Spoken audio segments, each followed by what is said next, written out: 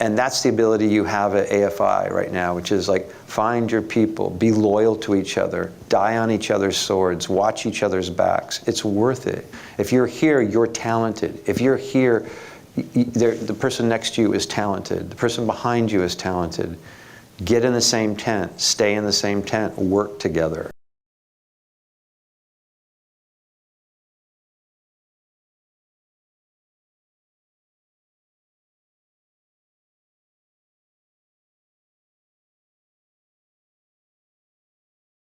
You said you wouldn't have made the movie without Kate.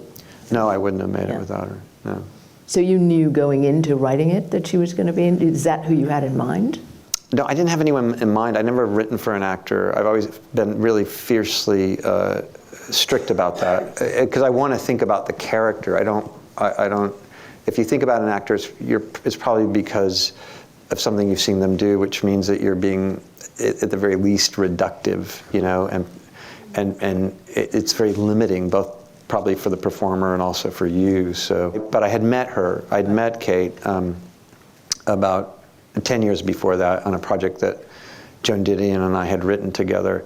And so I knew coming out of that meeting, I very, very much wanted to be in dialogue with her. So, I mean, when I started the script, it was the beginning of March 2020.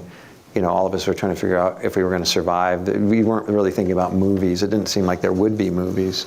You know, and somebody was stupid enough to write me a check to write a film. I was like, oh, okay, sure, yeah, you know. Did you pitch it, or did they just write you a check? I didn't pitch anything, no, no. I said, you just trust me, and they said, okay. And I think they thought that I was writing a script for, you know, a male star. I didn't say, I'm writing a thing about a female conductor. I didn't say, I just... But you had it in mind to do, in this world, a female conductor? I had in mind this character. I'd been thinking about Lydia Tarr for a long time, for about 10 years, but I had nowhere to put her, you know. You're always hired to if you're lucky enough to be hired. I mean, I read a statistic maybe 10 years ago in Variety, and this is really depressing if you're a screenwriting fellow here or you're planning on being a writer-director. But they said that if you're hired to write a feature film, you have a better chance of being in the starting lineup of an NBA team. I mean, it's depressing, right? So, but fuck that, because everybody from here goes out in the world and they do write screenplays, you know. But if you're lucky enough to be hired to write a screenplay, it's not going to be a spec script. It's not going to be like this, you know. They're going to hire you. There's going to be a book or an article or whatever. So it was a highly unusual situation, you know. And that was great. So, you know, she just kind of appeared on my desk and she just didn't go away. So by the time I finished writing it, I knew it had to be her. But when I started writing the script, I knew that I wanted her to be completing some kind of cycle. And I wasn't sure what the piece of music would be. And I was really lucky. You know, one of the sort of upsides of the pandemic is we had access to each other, even though it was, you know, remotely, which was not so cool. But at least, you know, if I wanted to talk to a conductor, they were home. They were stuck, you know. So I had read a very good book by John Mauceri called For the Love of Music.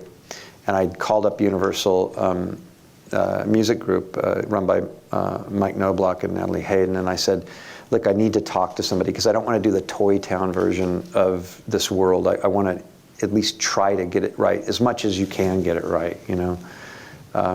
And they said, well, have you heard of John Mauceri? I said, yeah, I just read his book. He loves movies, by the way. He is a huge, passionate fan. Passionate fan. And knows more about film music than anyone. Than anyone. Anyone in the world. And just wrote a very good book called The War on Music, which is about all the sort of Jewish emigres that were expelled, you know, when they called it degenerate music, when the fascists and the Nazis, you know, said that Steiner couldn't, you know, it was band music, Korngold, people like that. They came out here and really created the great movie music. That's where it came from. The scores that we think of, that's where it came from.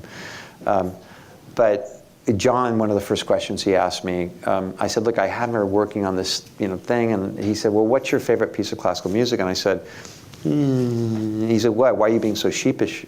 I said, well, it's Mahler's Fifth Symphony. He says, why do you say it like that? I said, well, everybody knows that. He said, listen, nobody who's serious about classical music would ever be cynical about Mahler's Fifth. It's a turning point in story, in concert music, and this is why.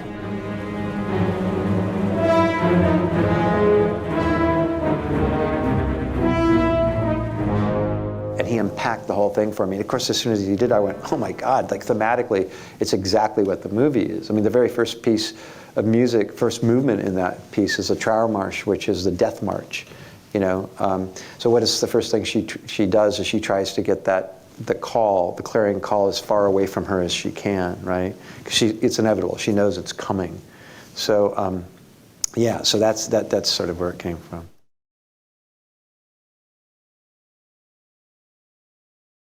I'm allergic to coverage. If I can get away with not covering a scene, I'll do anything, you know. And Kate would always say, "You don't want me to stand up, do you?" And I'd say, "No, sit down. If you stand up, I have to cut. You know, just figure out a way not to stand. You know, like anything. You know, I hate coverage. I hate it. I hate it as an actor, and I really don't like it as a filmmaker. I mean, it has a purpose, but for something like this, it was much better not to do that." And also because I had some very simple visual rules. One was, I mean, there's really only sort of 4 points of view in this, right? There's a sort of omnipotent point of view where someone's looking at her through a device and you don't know who that is. There's a sort of, for lack of a better word, sort of neutral objective, you know, where you're kind of with her.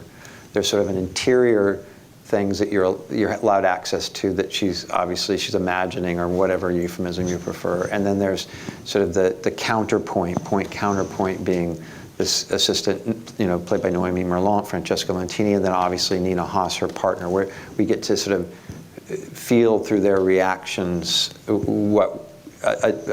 just a different point of view, their point of view, right? Other than when she's standing off stage with Adam Gopnik when she's preparing for that New Yorker interview before she moves in. It's the first time we've seen her on her feet. It's the first time we've seen her gait. It's the first time we've seen her move, right? That's really important. She makes a lot about, you know, I start the clock, you know, my left hand does this, I do this. So this idea that she's controlling the tempo, that she's controlling the editorial. So, you know, when we first looked at that scene, I was talking to Florian, you know, I would have had roughly 36 camera setups. You know, you've got a raking shot, we're going to go to this, you got a two shot, right? And then we were out scouting, and I said, it's got to be one. We've got to do 36 setups. It's got to be a winner, and it can't be a bravuro winner. It can't be it can't be an impressive. If we do our job right, we won't get caught.